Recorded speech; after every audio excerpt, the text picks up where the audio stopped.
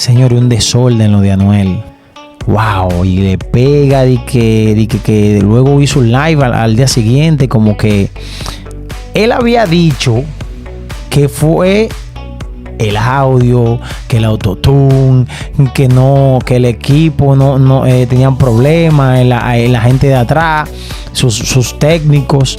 Pero luego en el live al día siguiente él dice que a los técnicos no lo estaban manejando bien el autotune. Entonces tú no eres nadie si no hay un efecto. Tú no cantas. ¿Qué es lo que tú eres, muchacho?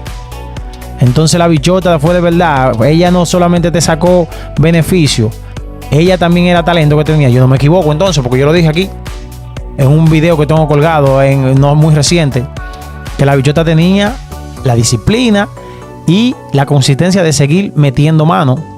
Que no diga que solamente la exposición, no solamente exposición. Cuando usted está decidido